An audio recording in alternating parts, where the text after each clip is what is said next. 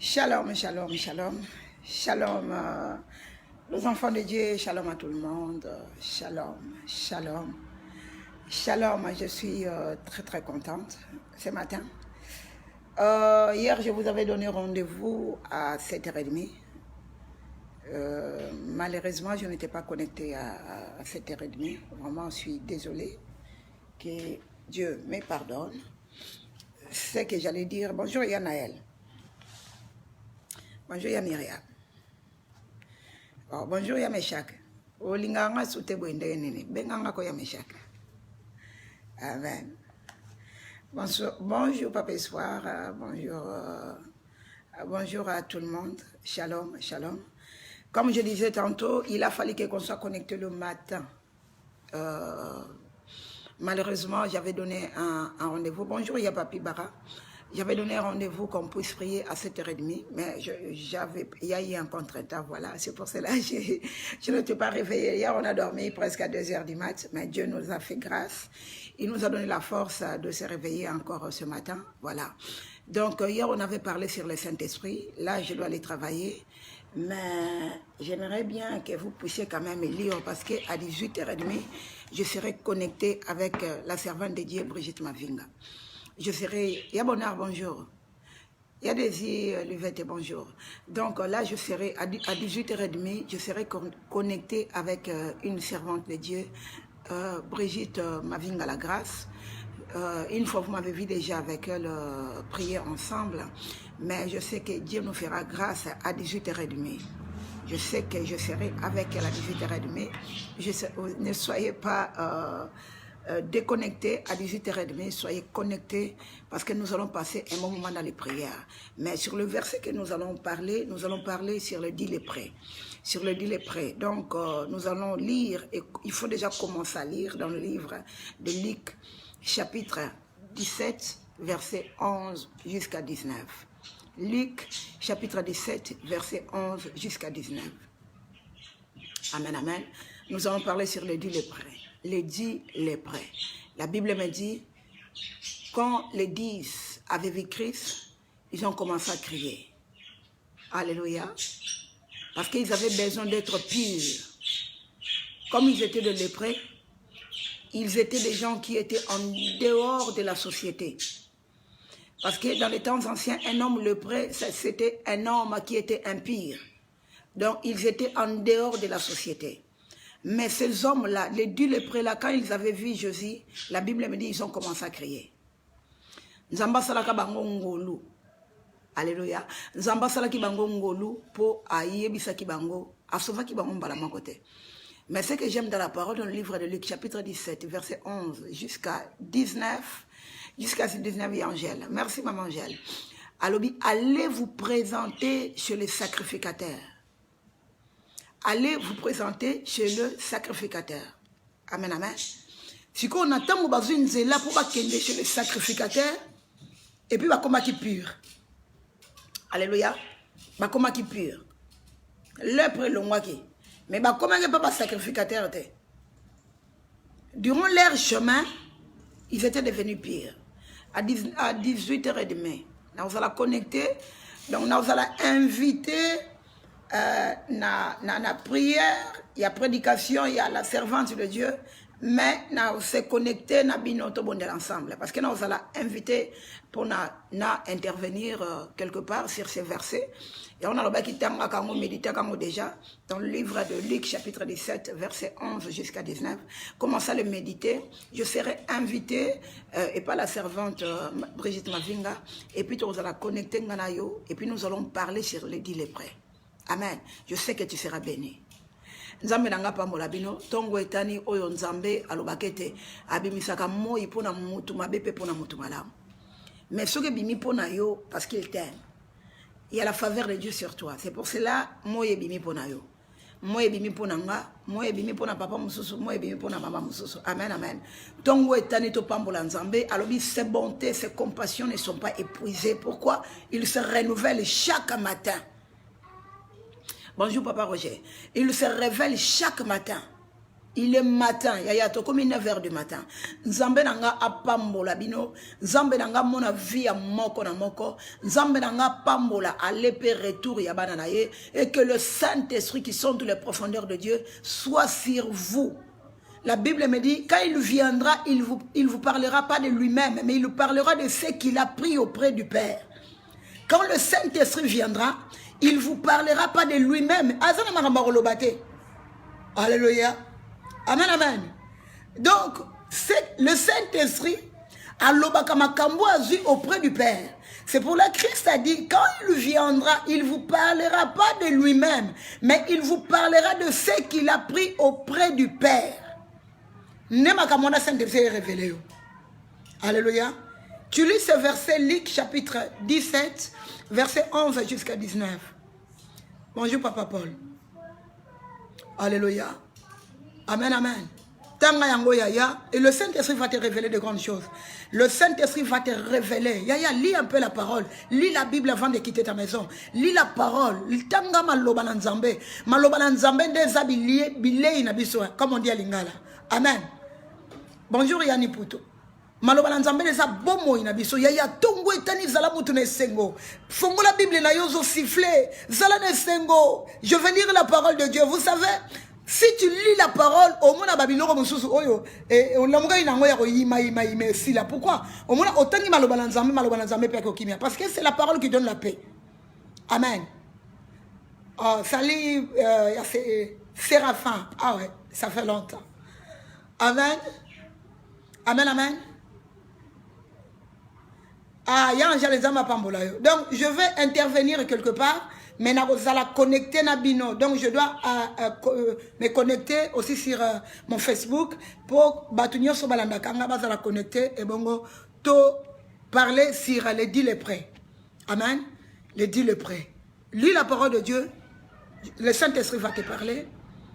Avant même de te parler à mon 18h, il va te révéler des choses que toi tu ne connaissais pas. Bonjour, Y'a Francina. Il va te révéler des choses que toi, tu ne connaissais pas. Le Saint-Esprit. Ce qu'il a appris auprès du Père. Et vous savez, hier, on avait parlé sur le osma desséché. Amen. Il y avait tout. Il y avait le vin, il y a eu la peau, il y a eu la chair. Mais il y avait quelque chose qui manquait à Né. C'était l'Esprit. Il a fallu Ézéchiel a prophétisé encore pour la deuxième fois. Alléluia. Amen, amen. Ce n'est pas dit que sur les tambola, pour la mougina tongo, mon limo nanzambe sa likolo nao. Non, yaya. Abia bimisa ngo pona mutu mabepe pona mutu malam. Alléluia. Amen, amen. Yangwana to ça la connecter na 18h30, je serai connecté peut-être même sous support, nous allons l'inviter. Donc on a pour ça na intervention na ngai na verset oyo na lingi on a déjà ko relire ngo. Mon limo na nzambe et révéler yo makambo e batami na kati na mokanda na Luc chapitre 17 verset 11 jusqu'à 19. Alléluia. Moi je vais aller travailler maintenant. Donc on a la kaki bino lobina bima pamba te mais je vais parler quelque chose. Alléluia. Nzamba salongolu.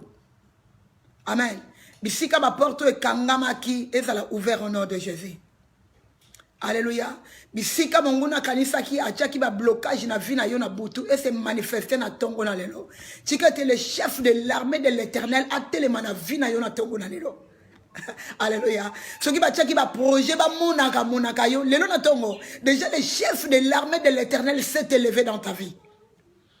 Alléluia. La Bible me dit, ils vous feront la guerre, mais ils ne vous vaincront pas. Yaya, guerre en ya manière nini, ya façon nini, ate et dira pendant 100 ans, et dira pendant banda yobotama, vinezabitumba. Mais ce que j'aime dans la parole, il y a quelqu'un qui m'a dit, ils vous feront la guerre, mais ils ne vous vaincront pas. N'importe quelle guerre, yaya, nzambalobi, ils vous vaincront pas. Alors, 1000 tombent à ta gauche et 10 000 à ta droite. Il y a Yakobang et l'Oroter. Parce qu'ils vous feront la guerre, mais ils ne vous vaincront pas. Il faut avoir la foi. Et il faut mettre confiance à Jésus. Moutoua l'obélier. Je t'aime. On va croire en ce qu'on a. Pourquoi? Parce que tout le temps il te dit que je t'aime. Je t'aime ma chérie, je t'aime mon amour. Yaya, nengozana, obaniko pesa moi confiance et pas mon balango. Pour yomo yebi système je t'aime. Mais si quoi ça na mutu moko, si quoi ça mutute. Azan zambe. Alors ils vous feront la guerre mais ils vous vaincront pas. Yaya, si quoi confiance na yo faut pesa pas tata wana. Confiance na yo faut pesa pas nzambe wana parce que yonde muto lingite. Amen. Alobi bako bundisa yo bako tika la kolonga yote. 1000 tombent à ta gauche, 10 000 à ta droite. Yaya bako éteindre yote. Pourquoi? Parce que osa couvert dans le sang de l'agneau immolé. Ils vous feront la guerre. Il là, yaya. Ata bazana ma bota, il là. Même si bazana ma quartier, il là. Même si aza copain na yo, fiancé na yo, mobali na yo. Au moment que aza il wana kaka yaya, a otika la kolonga yote. Même il va penser na ye. Bozo la lambe tout moko. Na mutu na ya yebi asalo mabe, mais ils te vaincront pas. Ainsi dit l'Éternel des armes. Ils te vaincront pas yaya. Et ça n'a pas tout le monde etani boye. Au lieu de mouta bana kokanisa, attends la Bible. Avant déjà qu'on réfléchir à ça la ndeko na ye mabe. Avant déjà qu'on raisonner mouton na rosale boye. Tongo etana ko yo kama kama na kolobele. Tongo betani yaya. Nzambe na mawana lobi abimisaka moi pona mutu mabe, pe pona mutu malamu. Mais keba na ngolo nzamba opesa yo. Et ça n'a pas tout le monde lobela bango, ils te feront la guerre mais ils te vaincront pas. Kebo zana la kacha ilu wana yaya. Olongate. Yaka yo na plusieurs manières na yo. Et ça nzamba sa repéra ki yo. Alors ben qui déjà, ils te feront la guerre. Nana ngo osala la guerre. Nana osala guerre ya Francina. Alors ils te vaincront pas. Si qu'on pèse sa confiance c'est pas ya muto alobeli yo. Ya pied confiance ko. Nzamba na bomo e. Asengi sarabato. Mo atongo etani. Ba msuba olela. Mais yo malgré olelo seka. Ata na linga nzambe moko wa eyembi na okene musala retard pamba nzambe. Bayembi ata banyama bale inzoto nanga Yesu yondi maki kufa pwete ngai na bikango bomo yawe yango etondi motema nanga yaya nanga Yesu abongi nanga Yesu yoka kotoyo atabanyama bale inzoto nanga Yesu yondi maki kufa pwete ngai na bikango bolingwa yawe yango etondi na tongwa lelo solution nanga otoyembi Yesu yaya nanga Yesu yemba atabanyama bali nzoto nangai ezala mutu moko aza na contrôle corps âme pe esprit nanga atabanoki basali makambu na bango mais ezala mutu moko ya yebisinga ete alors les Égyptiens que vous voyez, vous ne le verrez plus jamais, mais toi, vous gardez seulement le silence, car l'Éternel combattra pour vous. Alors, il y a un kimia, Tchakirda, yo Tchakirda, lis seulement la parole de l'Éternel. Oh, jamais Jésus. Yaya, tant que l'obi fanda kimia, alors il fanda kimia te. Commence à méditer la parole nuit et jour. Méditer à malobalanzambe, tant que yo méditer ça la muta obunda pona yo. Tant que yo méditer ça nzambo azo kende bisika bakanga ya zo délivrer yo. Tant que yo méditer ça la mutu moka lobi, garde seulement le silence. Fanda kimia yaya.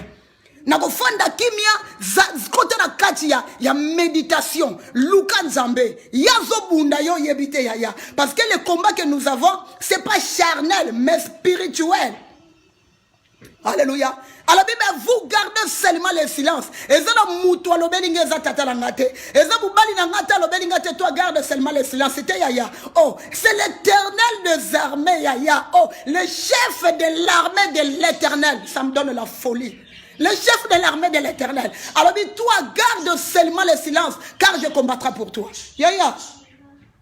Si vous yobi tout mango a te hier façon nyonso. Yo ba bota yo ozalaka no kaka biete. Yaya. O ba lobi yo ndengo za boy vine za ya kosuka. Nana lobi esuki. Nana lobi. Alléluia. Ba mona ki déjà des bandelo ndire simbate. Mais nous avons mutu monga lobelinga vomé la fin d'une chose qui est son commencement. Même si une fois on échoua qui batuna nanu Pierre a bête la bango solo. Pierre a échoué.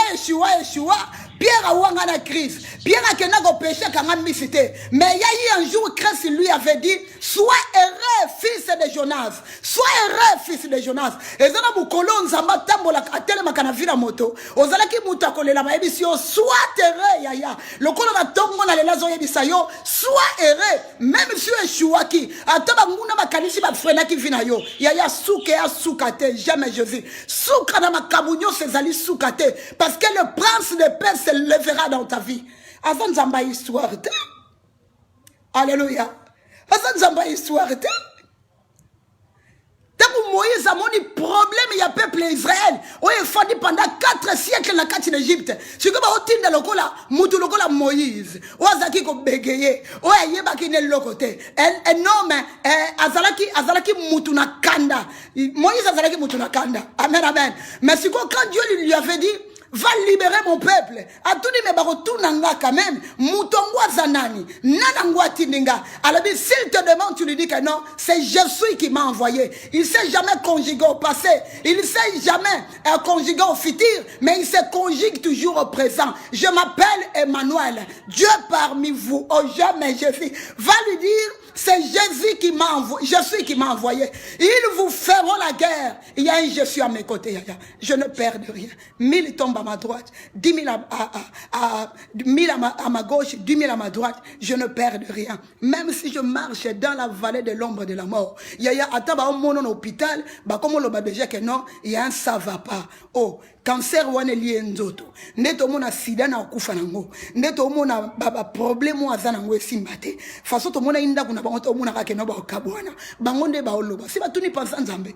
Alors ils vous feront la guerre yaya. O mabokilo telemaki, o pa bokilo tanga yaka lobaki, o tangu semeki ya lobaki. Est-ce que ko tuna semeki te, o ko tuna nanu mabokilo te, et ça na mutu moko lobelanga, ils vous feront la guerre. Yaya, donc ils vous feront la guerre. Équipez bisi ke ou te la te. Pour yemoka lobaki était, moi je ne pas amener la paix, mais j'ai amené la paix. Il était venu pour diviser. Yaya, ceux qui nzamba ochoki, mutu moko ochoki miateko, nzamba na capacité à Kabolabino, pour l'objet, je peux sacrifier toute une nation à cause de toi, car je t'aime beaucoup. Il peut diviser déjà à cause de toi, Yaya. Pose à la là. Alléluia. Amen, amen. À diviser, pose à la kimia, Yaya.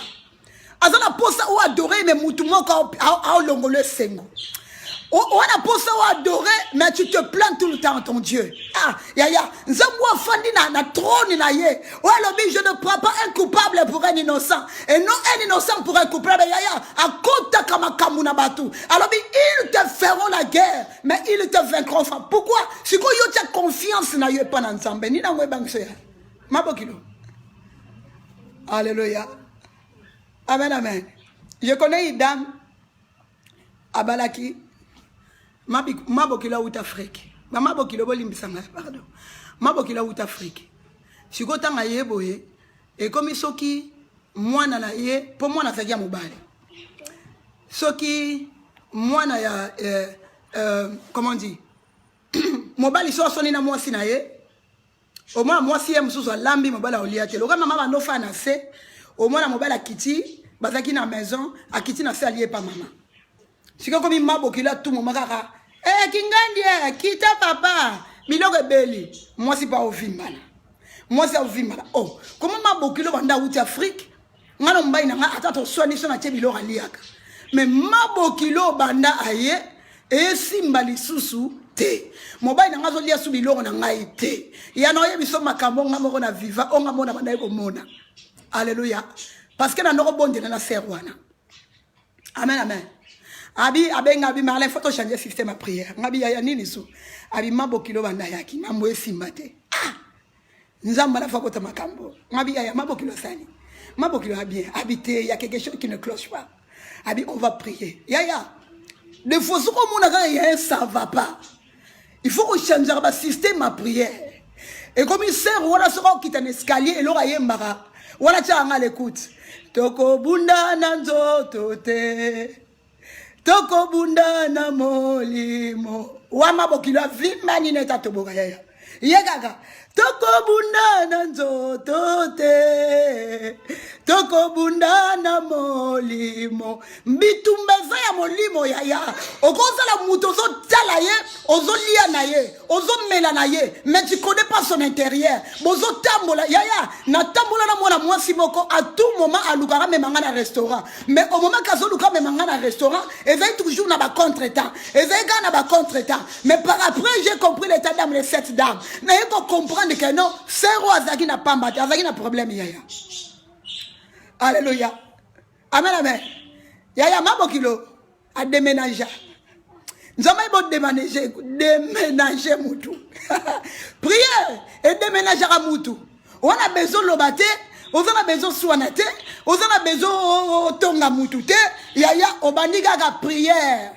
Quand on a ta prière, la sœur prier à tout moment yaya. Nazaki ce mabo qui l'a bimi à keinga la matina escalier na bango. To change manière à prier. To la bin zambe. Soka ye kakao. Yazagara iluana. Ah, il va partir. Cette dame va partir. Elle va partir cette dame. Soka zagara gara iluana ga Bible lobby. Ils vous feront la guerre. Yelo goda azawana yaya. Elle va partir. Elle n'est plus cette dame. Yaya nzambe. Akota kama kamuna biso yo saka na nzambe po omuna nzamba na mukie obimangena makamu eza nango facile oyo moko za solution même nzambe na makamu eza impossible yaya même nzambe bisika balobi ke simbate okoti na libala bano ningisa libala okoti na libala mabokila bando yino okoti na libala mwa bakila ndo yebiso yo okabolanga te na mwana nga ayebi pourquoi zolo babongo parce que okoti na kati ya libota moko le monde commence à trembler libote comment ebandi ko trembler pourquoi parce que yo okoti na kati ya libota na tu n'es pas n'importe qui yaya tu n'es pas n'importe qui alléluia. Tu n'es pas n'importe qui. Tu es le fils du royaume. Co-héritier de Christ. Alléluia. Tu es l'héritier. Tu n'es pas n'importe qui. Tu es le fils du Dieu très haut. Tu es co-héritier de Jésus yaya. Oza mutu pampa mate mutako sakana yote yaya. Nakibo moto bo sakana na ngai. Finga na yo yaya na el. Finga na yo ye mido. Eza na place mususu onga na renyaka. E ya na place onga na telema. Komoni ndoki. Ndoki na batongo yaya ata bobeti ata ko ine niwana. Azane zoba zobati. Afa ina ye. Azoyo na butu. Si on a butu na yaya, bato eza ba beto ba oyebi nzambe un enfant de Dieu. Ata ba ofingo, eza na place moko, se ba meki ba okokote. Ba se kana bango fina yo, et simbi dango te, c'est l'autre. Mais à quelque part, il a dit que les pauvres disent qu'ils sont riches en esprit. Tu es pauvre yaya, mais on a mutu boka zo bengo riche. Oh, jamais je vis. Mon kilie monoza pauvre. Église congolaise mongo pona yo. Ba opesa yo. Mettez toujours dans la prière. Mais dans la moutouma kalobi, osa pauvreté, tu es riche. Yaya, moutango pe mona tata na yote mona maman na yote. Moutango pe c'est le créateur, c'est le créateur des cieux et de la terre. Alors tu es riche. Mon kilemon yo pauvre, mais yo bengo riche. Jamais Jésus yaya. Même nzambe na bisike bongoli pona ye. Je dis ça souvent yaya. Tika ba fidélité za na moya mike mike. Luga bisiko ba komo eza a openda ba lobike no e simbate. Amen. Yara vila. Ba lobi penza ke no moni nga zaboe. To lia ye. Hôtel vous allez me manger. Ah, bino ba simba banana. Alléluia. Ça fait très longtemps na kota hôpital. Banana nga ba jumelle bazaki na 11 mois si ma mémoire est bonne. Parce que jumelle moko ko 12 mois une année na kata hôpital. Si on a pété na comme que tel aye a repé na melarama ité na bandora mkongo basi na kena hôpital mususu na komi kuna na hôpital ngo ba trouver nga ke na zana infection ya rein babi madame to ti côté il faut okota na hôpital si ko moi na zana ngambo mususu nga mama si kuna hôpital la même jumelle mususu azaki bébé pour ça na 11 mois papa na bango pe fallait signer contrat na musala moko donc akora ko santé yaya est comme impossible na ko tana comme on l'a na bébé musu na hôpital entre temps jumelle aza sous de l'autre côté yana fandi bo hôpital et lobby madame obano foutela mwana na yo mbeto alors parce que l'hôpital va commencer à s'occuper d'elle Nathalie nga mo fona futa facture Nathalie na futa mwana si ko foto ke tika mwana quelque part yaya la fois Nathalie ba na nga ya mawanza mena zola kimukolo Natali bana nanga oyo na zuba go na kati ya komba. Siko bazwa mwana nanga ko baketike quelque part mutema nanga simba te. Siko nazaki na choix te sinon te balingani na bana ko futa pe hôpital à mwana. Malgré azaki ne maladie te. Nazui nabi papa na banga yeta ngaye abi bondele nzambe. Je priais pour ma fille. Na sala 10 jours na hôpital. Tant au 10e jour et coquille, na ke ozo mwana nanga. Ya yoka ma mu Saint-Esprit salaka. Saint-Esprit na songi songi. Alors ils vous feront la guerre. Ya yoka le il. Comment taka na koti na kati ndaka ngona zo mwana nanga. Noka mutautu nanga. Marlene akitela na bébé nanga. Marlene osakara bana. Ngabi ko sakabana, c'est-à-dire abi yo sakabana te, ngabi mena ko sakabango comment? Abi ngana lalite. Butu mobimba na saka mwana na yo. Yaya. Yebi ndani na zoli bango. Na sak yaya makambo sala makana butu. Dieu a la capacité de te montrer le combat. Na zala na hôpital na lali. Ngana la na hôpital ezala mutu alobi ye moko na lali te butu alelo na bana ko saka mwana na yo. O sake po nini yaya? Mwana batu. Alléluia. Abina lobi nabi abano zo mibali nyosa ko bimana ye balinga mibali bele balandake azala mwosa bimana mibali bele yaya depuis quand mwana batu pe na tele migara bimisika mbuma mission ndeke to tala na otala ma sœur alobi na lobi même pas un mot na zui mwana nanga na bise nzamba pambola yo na zui bébé nanga yaya si comme une place makambo ezalaka oyo mokile lo bien possible ya seme maintenant faut ko na bimisa ba semence wana ya na nzela na prière ba semence ba tu ba tia likolo na yo likolo na vie abana na yo ta la capacité ya ko bimisa ba semence oyo ba tia na kati na bana na yo. Alléluia. Na bengi famille nanga na lobi mama okosunga na prière te mama nanga lobi problème te to bondela ngabita la place ngenda otika mwana mutalobibo et puis yemoko lobi alalite butu mobimba yemoko yaya. On a commencé à prier. Maman nanga loba o moni place kombe yela ka mwana na yo pona problème makolo mukolo otika kaye o moni mukolo tika mwana na yo o moni kombe de place banda place baranda ka handicapé ya mwana yaya. Si comme makambo yo moneza impossible devant les hommes, c'est possible à notre Dieu. Ha, yaya, makambo na zolo beza makambo yo te okeno luka ngo pa kingandi te. Faut ko luka ka makambo eza réel, makambo yozo vivre, makambo yozo mona, makambo ngana mona eza makambo na zo yebisa yo que notre Dieu il a la capacité de combattre à ta place. Ata ozalate bisika basaka, ata ozalate bisika baloba. Ato zalate bisika ba pupula ki bilamba mais nzamba a la capacité de te révéler des choses qui étaient cachées. Azanzambe atambola ataba sema ki makamuna bango otambola te mukola meka otambola na ki ba osekanga na butu akotambola te. Pourquoi? Basema babiloko na bango po atambola te. Atambola yaya. Avec Dieu nous ferons des exploits. C'est pour cela que j'ai la fierté d'enseigner la parole. J'ai la fierté de témoigner Jésus-Christ est vivant. J'ai la fierté de... Je n'ai pas honte de prêcher la parole. Moi je n'ai pas honte parce que je sais de quoi il est capable de faire dans la vie d'une personne. Alléluia. Nzamba zamalamu. Ya Myriam, nzamba zamalamu. Kanga mana nzambe. Na tongo lelo kanga mana nzambe. Sepe là. Mema nzambe na makambo yo moniko okokate. Ba makambo mono suki. Ya mema ye. Oye simbate. Les îles là, ils te combattent. Oh, yaya lobi, ils vont pas te vaincre. Alléluia. Comment les îles là t'ont vaincu? Facilement comme ça. Pourquoi les îles t'ont vaincu? Alléluia. Il a dit, bah, vous gardez seulement le silence. Et autres dépendre yaya. Tant que bifanda kimia. Tellement nous combattons les alaki pour le peuple israélite. Liboso mer rouge. Na simanango pharaon. Na cavalier na ye. Ba ki ma bien. Yo ki ma. Voilà si ka oken. Si ce n'était que l'Éternel des armées. Et quand ça peut na vie à moutou moko na tongo na lelo, liboso na ye za la mer rouge. Pe sima na ye eza na cavalier ba pharaon yaya.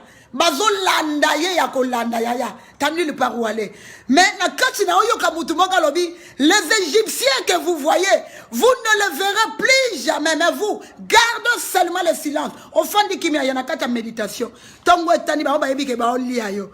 Ba mono sokola tili la parole. Yaya ba ye bazo meka yo. Bazo kutaka le chef de l'armée de l'Éternel a telemi na épée na ye libosa porte na yo. Bazo luko na manière nyoso. Ba kuti le sang de Jésus na likola porte na yo. Oh, ba lento na yo makila ya la nyo imolé et sopa mi yaya. Bazo luka ba ndenge nini ba rolia yo. Mais bazo mona kakate. Mais zana mutu moko alobi, mais toi garde seulement le silence car moi je combattrai pour toi. Je vais combattre pour toi. Yo fani kaka kimia yaya. Na kimia ne zonza la muta songi te. Na kimia na babi kene oteka nzoto na yote. Na kimia na balobi ko kesala makambo yo nzoto lingite. Alobi garde seulement le silence. Tikala na kacha méditation. Tikala na kotanga maloba na nzambe. Yo tikala na kotia confiance et pas na nzambe. Mais garde seulement le silence. Je combattrai pour toi yaya. Ah, je suis à ce qui sera battu yaya. Au moins côté na masiko wa no seka. Nzambe wana yaya. À ce qui sera ne battu. Atoba ke osekate. Olela ke okingo ba nyongi nga kingo yaya. Quand tu lis la parole, oh, naloba ki lobi Christ wana ba guta kaye. Ba lobela ke te yaya. Il faut gutango. Soko la mabiloko pour comprendre que non mungu ekoki, il faut goûter biloko na yo. So goûter au comprendre que mungu ekoki. So goûter te yaya ke bo l'examen. Il faut goûter Christ wana ba guta kaye. So goûter yo comprendre que non a te nzambo abonga nanga. Abonga yaya na yo. Nzamba abonga na yo. Amen. Ezana batu musuba beta tolo ya banzambe na bango. O nzambe na ngai. Nzamba ngo beso luki nzamba singa luketo. O nzambe na ngai. O mona nzamba ngo ya libota na ye. O nzambe na ngai. Akela ne pelo roborote. O nzambe na biso libota. Maota mola na mabele ya nzambe na biso. O biso nzambe na biso ya famille. Yaya bazo tamola na moya nzambe na biso. O biso nzambe na biso ya famille. Nzambe na biso za rasoka lobi. Mema yebisa biso si bakela nini ba nzambe na bango.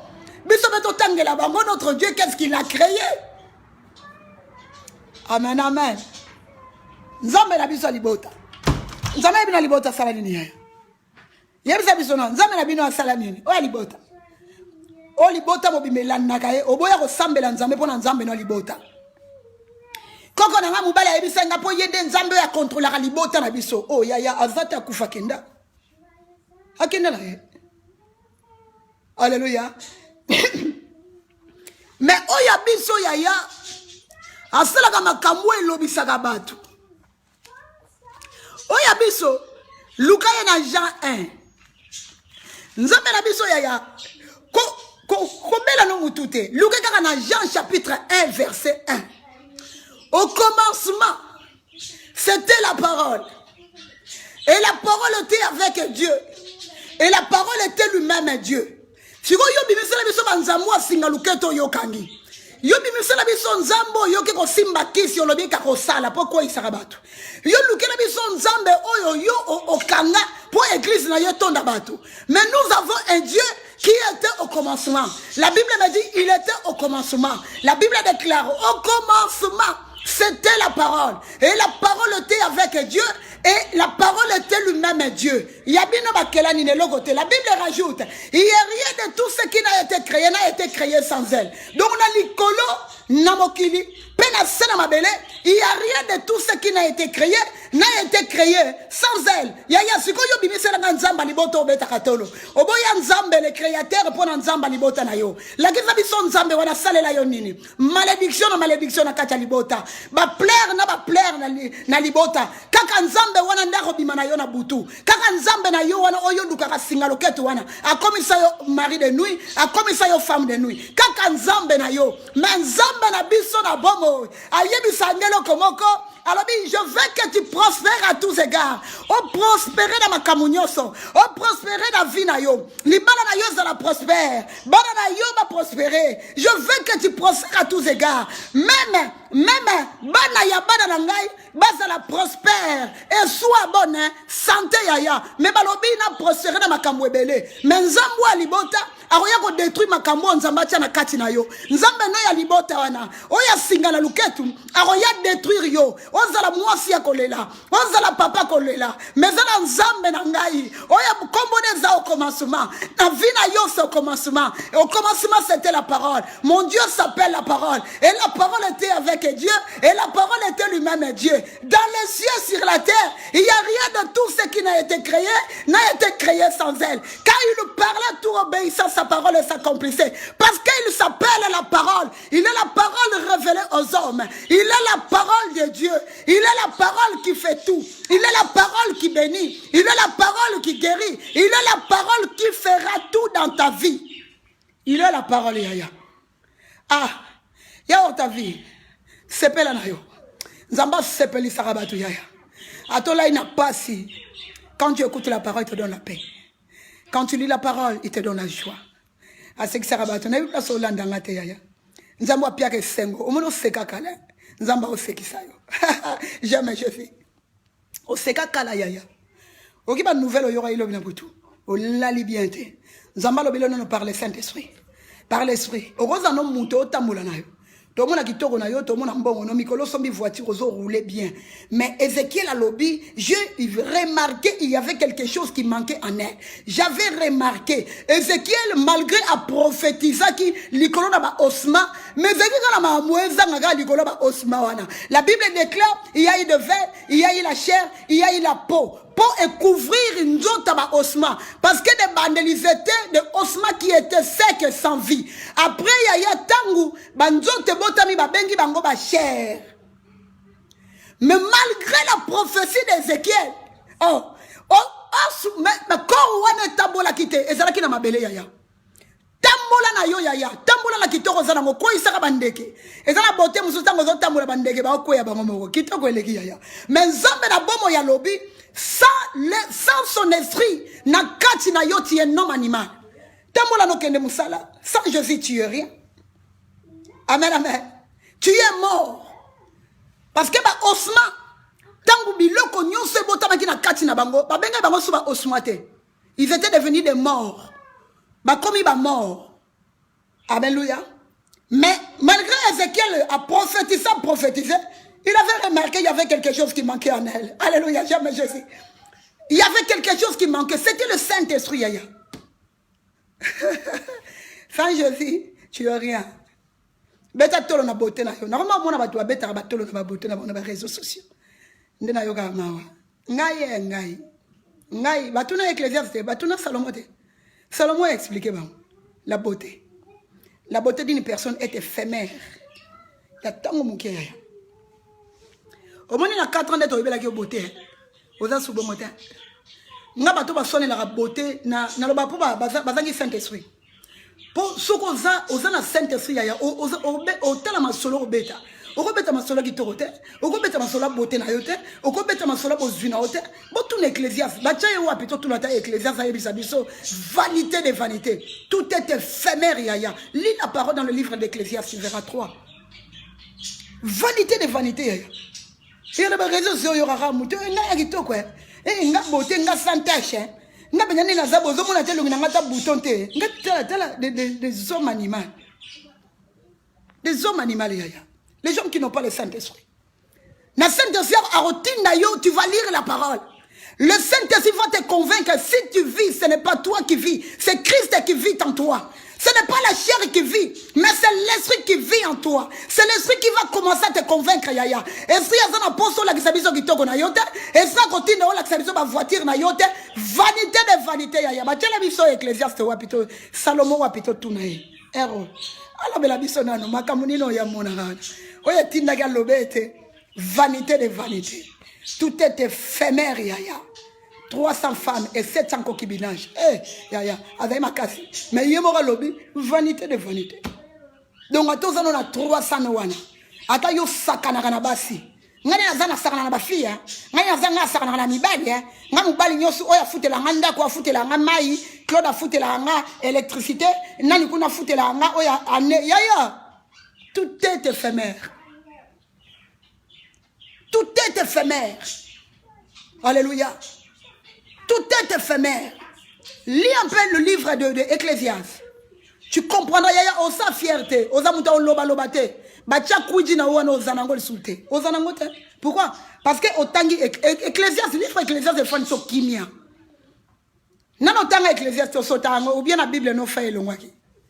Olongola ba fait Ecclésiaste. Bandana 3 yaya. Au moins à 3 te. Amen, amen.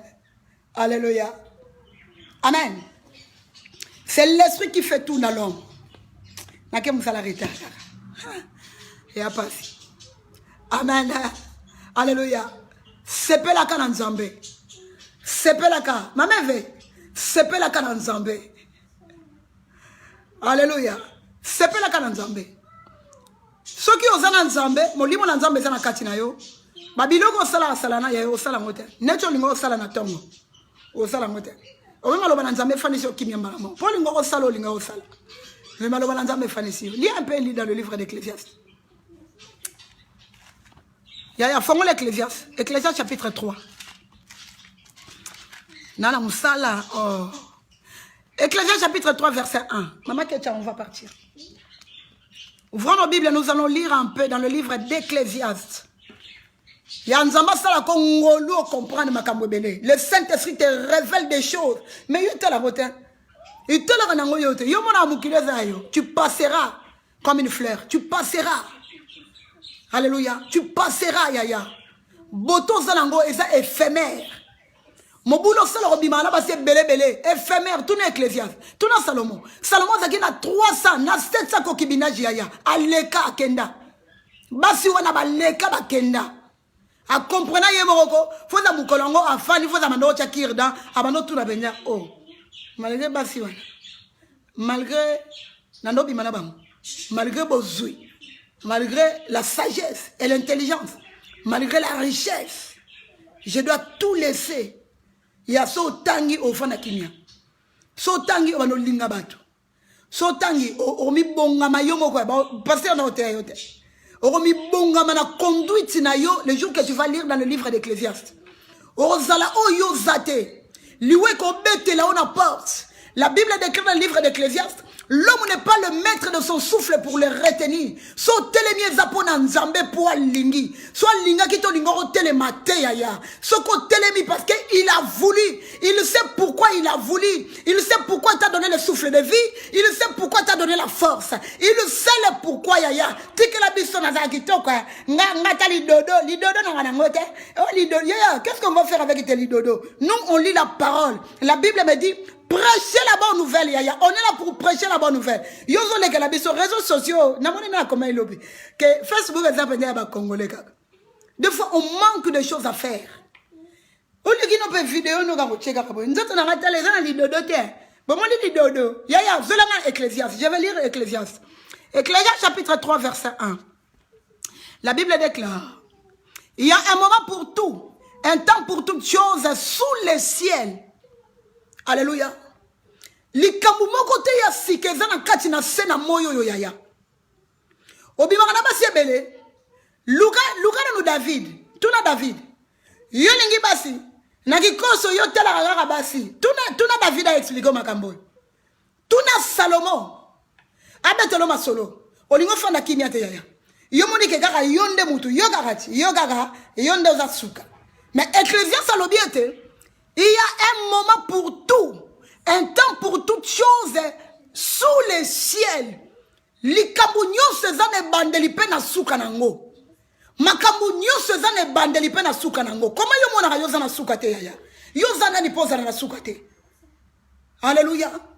Pourquoi makambo yo sala kanano mettra fin na ngona kata vina yote? Poani na yaya. Yem zana to se kanano. Poani. Alléluia. Bible lobby, il y a un moment pour tout. Makasio zalaka na ngoya kolinga basi ebele quand tu avais 20 ans. Yaya na 60 ans, na 50 ans, komi nango okobimana basi belete. Na 70 ans, komi nango okobimana basi wanate. Pourquoi? Parce que la Bible déclare, il y a un temps pour tout, Yaya. Il y a un temps. Ceux qui na moutou na yo zo réfléchir, et ça raisonnement na yo. Raisonnement, réflexion, na pratique et kokanité. Na âge à 30 ans, ozalaki na makasi boye. Na âge à 70 ans, ozala makasi boye, Yaya. Mais Bible langelo ezolobete, il y a un temps pour toutes choses. Pourquoi ozomona yo za yo za ka seko na seko. Bada seko na seko be baleka. Salomon aleka. David akenda. Amen. Alobi eloko nyonso eza na sukara yango na se na moyo yo Yaya. Na se na moyo. Yo boza na samoiti. Nina oga. Oga mu lidodo, nana lidodo te. Ngana leki bino ngai akom makeup, soki makeup. Bangle babenga oni. Makeup. Mikolo zo bomba baba tachi nyonso. Ngape mikono obunda na ngoka. Nenge bangle basala. Bomo mak menani Yaya. Prêche-nous la bonne nouvelle. Pour les Kabongo, est-ce que tu avais lu la parole? Dans le livre de Ecclésiaste. Ecclésiaste c'est le fond de son kimia. Ecclésiaste c'est l'homme sur Facebook, Yaya. Si tu lis dans le livre d'Ecclésiaste, chapitre 3, Yaya, au memi yango, tina 17, au longwa Facebook, malembe, bato ba noté. Au même il c'est la rabisona. Au tikango na kimia, sans pasteur na te yayo. Yomoka. Pourquoi? Parce que mi kangeli na ndako na yo, otangi mokanda Ecclésiaste. La Bible déclare, un temps pour affronter, un temps pour mourir. Ezana mukolo ba bota yo, na mukolo yo koleka Yaya. Oza muto koleka. Tu passeras un jour. Tu vas jouer encore passango avec Christ. Tango leka, ozala comment? Alléluia. Tu seras toujours avec Jésus. Oyo Christ alobi. Alors, est-ce que tango na kozonga na kokuta encore konima na kati na bino les jours qu'il reviendra juger le monde? Est-ce que kokuta kondima na kati na yo tellement omilingi mingi Yaya? Omilingi mingi. Tellement omilingi mingi Yaya, ozana temps osambela te. Omilingi mingi oyo ka soni pour prier. Omilingi mingi ozana tino ke église te. Omilingi mingi Yaya, Ecclésiaste lo belo na tongo na lelo, il y a un temps pour toutes choses. Il y a un temps pour naître, il y a un temps pour mourir. Un jour tu passeras. Un jour moi aussi je passerai na koleka Yaya, pe bana batika li bazokola. Na tana bango pe baleki, ozali bendete. Tu n'es pas une pierre qui restera pierre sur pierre. Yaya, au collègue, tu seras renversé, tu passeras un jour. Lis la parole de l'Éternel. Simba Nzambe Yaya. Ya oso la mouina tongo. Luka Nzambe pambola Nzambe. Tika la biso biloko le kana réseaux sociaux wana. Nga zaboye, nga na mbongo. Bomo voiture mikolo na ole kana. Bomo na mikolo ngai. Yo nani Yaya, yo nani. Tu passeras un jour. Tu passeras un jour. Au collègue. Yaya. Yobi combien de malades bazana kati l'hôpital? Au moins va koufiter. Mais yo muto dans la no lobby to la muka ki bien o la mukite. Donc pour te dire que non, l'homme passera, muto ko leka na kitoko na ye, muto ko leka Yaya, ba voiture yo bete la biso tela sur ma kelena ba réseaux sociaux, ba makamuno za la kanango, tu passeras et puis au roti kabiloko wana ba okundo na ngote. Il y a un temps pour naître. Il y a un temps pour mourir. Et il y a un temps pour tuer, un temps pour guérir, un temps pour démolir, un temps pour bâtir. Un temps vinaye koroza la démolir, un temps zambewana, a koki ko rebâtir en haut. C'est pour cela l'objet, quand le fondement est renversé, les justes, qu'en font-ils? Pourquoi? Parce qu'un fondement n'a pas comme qui est renversé. Mais il y a un temps que ma vie a été renversée. Il y a un moment dans ma vie, j'avais échoué. Il y avait un moment, Yaya. Mais comme la Bible me dit, il y a un temps pour toutes choses. Mais je sais qu'un jour, Vinanguez va la rebâtir, Vinanguez va la restaurer, parce qu'il y a un temps pour toutes choses. Christ a restauré Vinangai, parce que c'est un potier pour moi. Il est un potier pour moi. Il y a un moment, la Bible me dit, il y a un moment pour démolir, un temps pour bâtir. Alléluia. Ana sepela tango koma o sepela ya mami ola munga ki amsona makamwe belela mutu nayo omoni nzamba osalongolwa. Amen. Mutu alingo comprendre tante mutu alingo comprendre saison te ta eza yote Yaya Pourquoi tu vis, c'est comme si on allait éternel? Pourquoi? Amen, amen. Alléluia. Amen. Un temps pour pleurer, un temps pour rire, yaya. Nazam mutuna koko lela. Mais la Bible m'a dit il y a un temps pour toutes choses.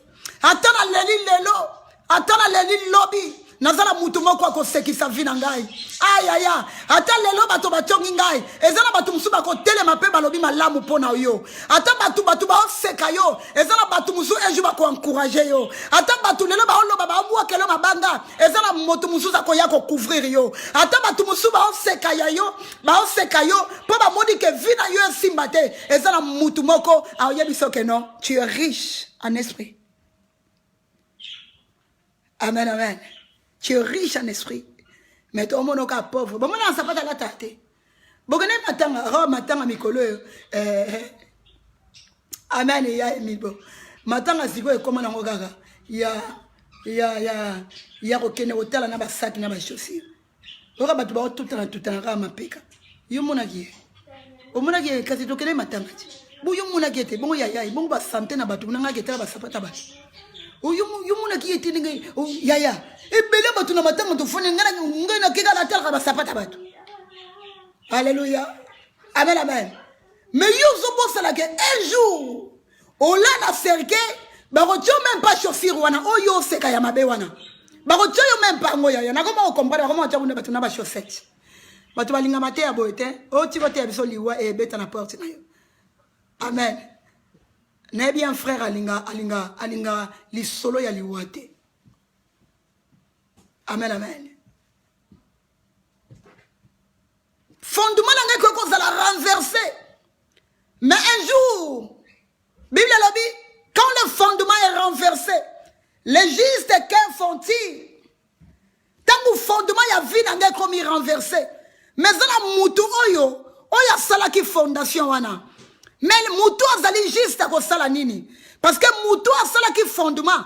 Ayeba ki biloko nino achaki na sepo immeuble telema. Alléluia. Quand le fondement est renversé, la Bible me dit il y a un temps pour toutes choses. Fondement n'a pas à la renverser. Le col à la juste, non que nos luka muto construisant immeuble. Na tunda yena fondement na yembilo qu'on na fondation. A tchakini parce que immeuble n'a comme luka koya. Quand le fondement est renversé, les justes qu'en font-ils? Les justes cherchent l'Éternel des armées. Pourquoi? Parce qu'il y a bien que il y a un temps pour toutes choses, yaya. Notre Dieu restaure la vie d'une personne. Ozara muta olelate? Ya Myriam. Ozara muta olelate? Non. Non. Bisika na olela mutu mo yebisanga tu es fort. Bisika na za faible na mutu mo yebisanga tu es fort en Jésus. Bisika na lembi mutu mo yebisanga tu es fort. Mokile benga ngai na faible te je suis fort. Alléluia. Amen amen. Balobi na faible te je suis fort en esprit. Yomo ingala nzoto na lembi pour être na za malade. Yomo ingala nzoto na lembi parce que ma problème est comme elinga. Mais ça na mutu moko zebi sanga tu es fort en esprit. Tu es fort en esprit yaya. La Bible déclare il y a un moment pour tout, un temps pour toutes choses sous le soleil. Il y a un temps, yaya. Beta tolo. Tambola no ndengo lingi. Denda no ndenge lingi. Loba bi loko koko loba. Mimona na yon nengo mimona. Mi komisa na yon nengo zako mi komisa. Sache que non. Un jour Jésus-Christ reviendra. Il viendra juger le vivant et le mort. Un jour Christ viendra. Quand il viendra pour enlever ses enfants, okena ba voiture na yote. Okena mbongo na yote. Okena mubali na yote. Okena mwasi na yote. Okena bana na yote. Yaya, simba nzambe na kati na vina yo. Simba nzambe na bomo ina yo. Ata makamususu simbote yaya.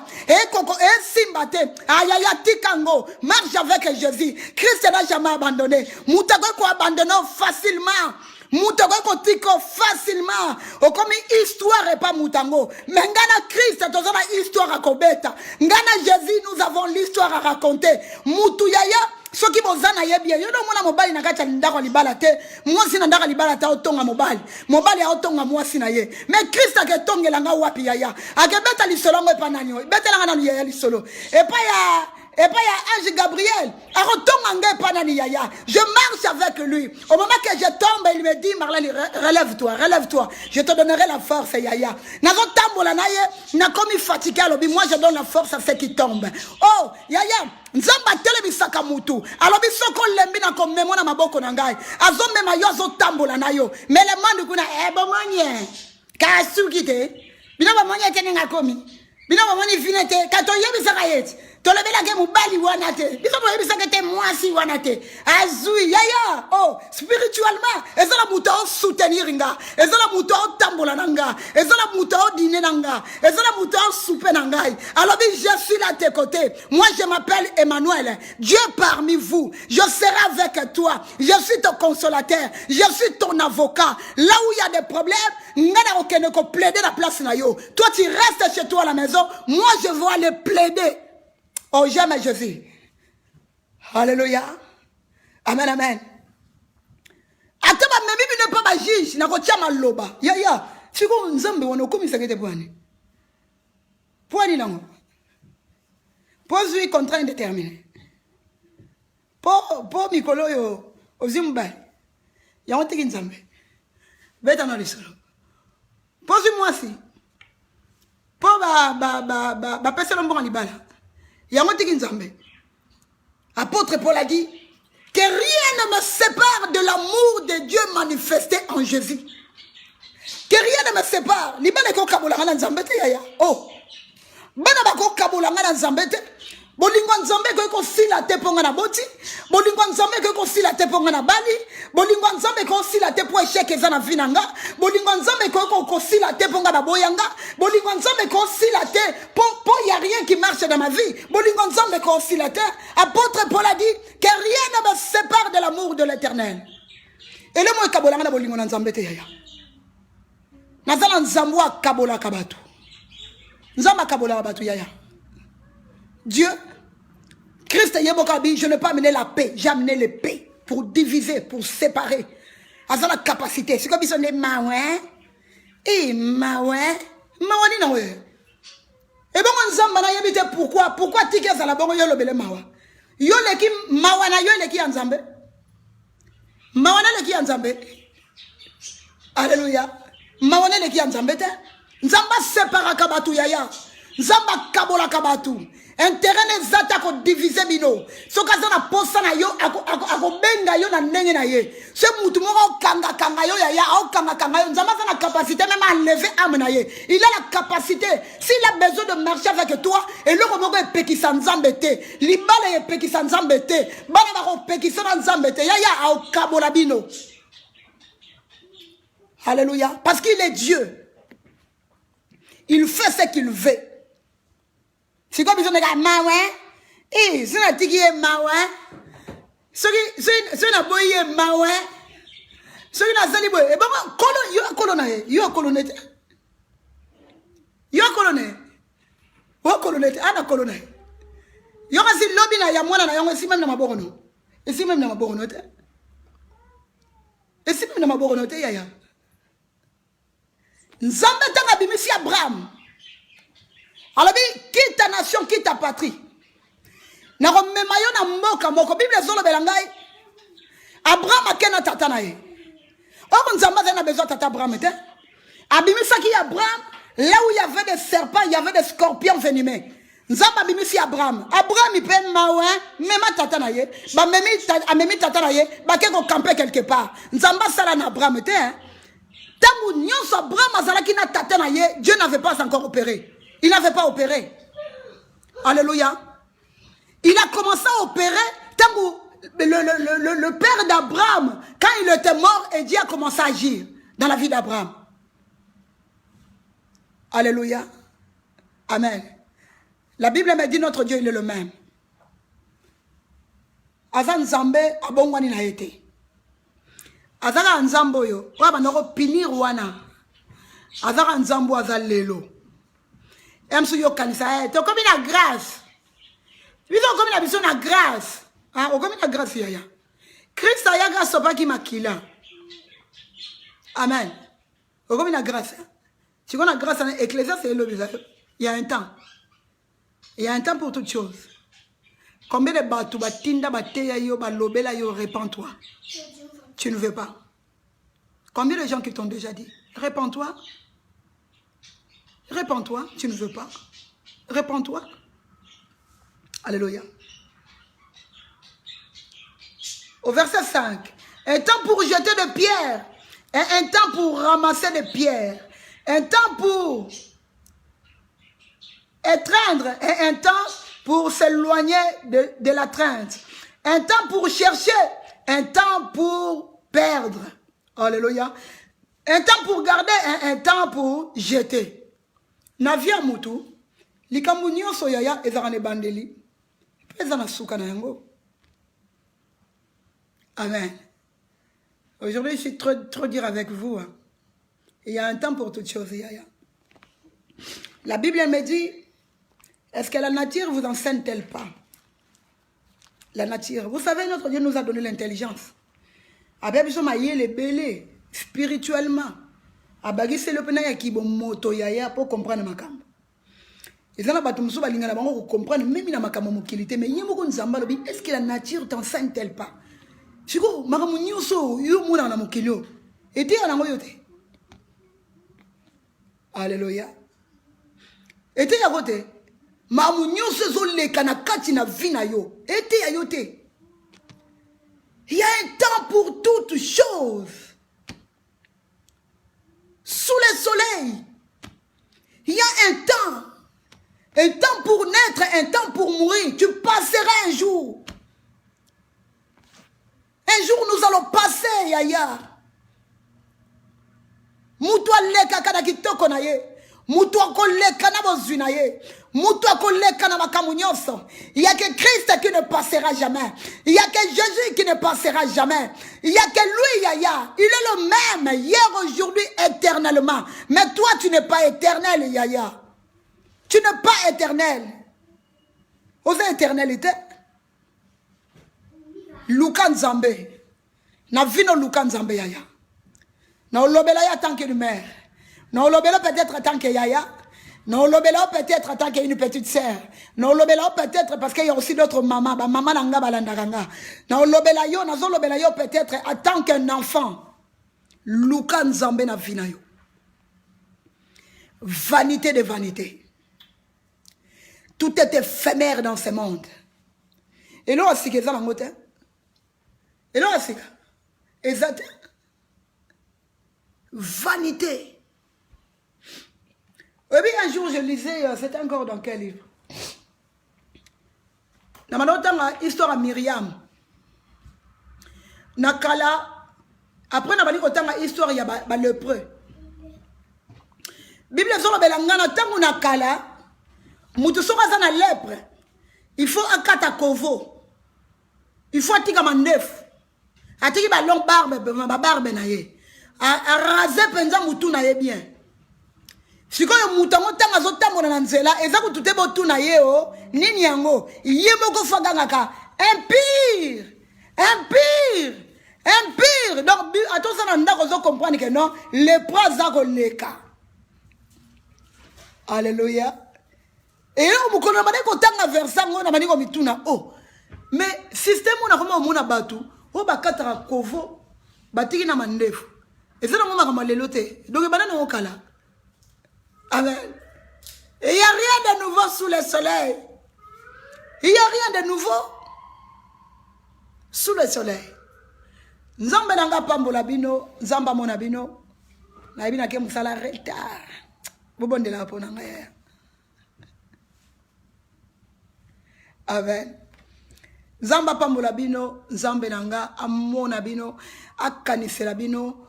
Nako la connecter na 18h30 parce que nako intervenir na nanya une dame, il y a une servante de Dieu, Brigitte Mavinga, na 18h30 na loba qui méditait déjà dans le livre de Luc chapitre 17 verset 11 jusqu'à 19. Nous allons parler sur le lépreux, sur les 10 lépreux. Amen. Nzambe nanga pambola bino afuta bino ya ebele Nzamba mona via moko na moko, nzamba kanisela moko na moko, ba oyo bazangi nzamba pesa, ba bazana ba problème nzamba consoler bango na tongo na lelo parce que lobi chaque matin ces compassions ne sont pas à leur terme. Amen. Maona nzamba silite yo maone sila raposa mutu. Olimbi se na olimbi se lisute. Ya olingete na lingie kuta lisute. Oh, kolo mokila lobi compassion na ye n'est pas épuisée. Et ça na terme te. Omoni différence ayona nzambe. Amen. Compassion en nzambe est silité. Mawana yeza na suka te. Mawana yeza na suka. Mais ya nzambe za na suka te. La Bible me dit car il se renouvelle chaque matin. Tongo etani bolingo na nzambe se renouveler na vinanga. Tongo etani amour ne se renouveler na vinanga. Tongo etani mawana nzambe za likolo na ngai. Tongo etani bolamu na ye za likolo na ngai. Parce que lamentation car il se renouvelle chaque matin. Lamentation 3 si ma mémoire est bonne. Alléluia. Nzamba pambola bino. Nzambe afuta bino akanisela bino ebele ngana yo tokutani yali difi Nzamba pambola yo tokutani na 18h30 soyez connectés bino yebi ba mama bana tango zo ba 18h30 oyoka mwana moko comme luko je vais manger l'état au chauffer na micro-ondes mona ti okoti pe na 40. Amen amen. Nzamba pambola bino, au revoir à tout le monde. Là je dois filer, je commence à 9h mais je sais pas quelle heure il est maintenant. Bonne journée à tout le monde, que le Saint-Esprit vous guide. Que le verset que je viens de donner, le Saint-Esprit vous révèle des choses cachées qui est dans ce verset. Botanga maloba la nzambe na mukando na pesibino na Luc chapitre 17 verset 11 jusqu'à 19 ngalo tokutani na 18h30. À tout à l'heure, nzamba pambola bino. Au revoir à tout le monde. Bye bye.